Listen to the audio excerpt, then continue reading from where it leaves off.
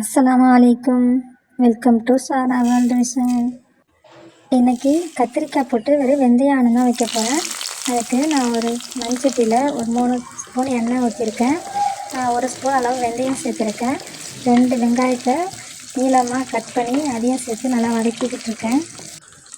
வெங்காயம் லேசாக வதங்கினதுக்கு அப்புறமா 2ஆக கட் பண்ணி அதை கீரல் போட்டு கத்திரிக்காவை அரிஞ்சு வச்சுருக்கேன். அதையும் சேர்த்து நல்லா வதக்கிக்கலாம். கத்திரிக்காய் நல்லா வதங்குற வரைக்கும் வெயிட் பண்ணுவோம். கத்திரிக்காய் கொஞ்சம் வதங்கிக்கிட்டு இருக்கும் போதே தக்காளியும் கட் பண்ணி சேர்த்துருக்கேன். அதையும் சேர்த்து நல்லா வதக்கிக்கலாம். அது கூடவே கொஞ்சமாக உப்பு சேர்த்துருக்கேன். அடுத்ததாக புளி கரைச்சி வச்சுருக்கேன். அது கூடவே குழம்பு மிளகாய் தூள் ஒரு 3 ஸ்பூன், மஞ்சள் தூள் ஒரு 1/2 ஸ்பூன் சேர்த்து அதையும் நல்லா கலக்கி வச்சுருக்கேன். தக்காளி, கத்திரிக்காய், வெங்காயம் எல்லாம் வதங்கினதுக்கு அப்புறமா இந்த புளி கரைச்சலாம் அதில் ஊற்றிக்கலாம். அதுக்கப்புறமா வதக்கும் போது மிளகாய்த்தூள் போடணும். மிளகாய்த்தூள் ஒரு 1/2 ஸ்பூன் சேர்த்துக்கிறேன்.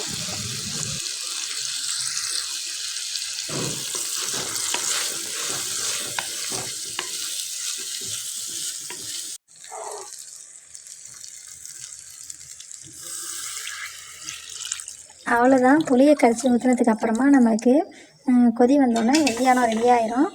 கடைசியாக கொஞ்சமாக தேங்காய் கரைச்சி ஊற்றணும்.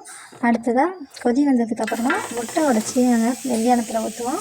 நம்மளுக்கு வெந்தயம் ரெடி ஆயிரும். அடுத்ததாக பக்கத்தில் பருப்பு வேக வச்சுருக்கேன்.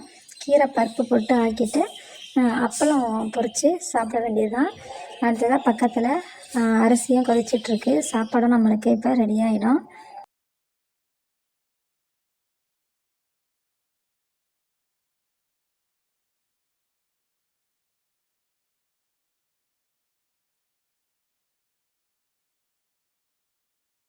அவ்வளோதான். நம்மளோட சிம்பிளான வெந்தயம் கீரை பருப்பு போட்ட கூட்டு எல்லாம் ரெடி ஆயிடுச்சு.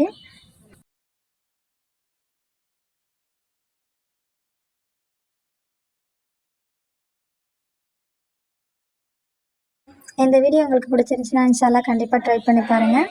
சப்ஸ்கிரைப் பண்ணாமல் பார்க்குறவங்க கண்டிப்பாக சப்ஸ்கிரைப் பண்ணுங்கள். தேங்க்ஸ் ஃபார் வாட்சிங். அஸ்ஸலாமு அலைக்கும்.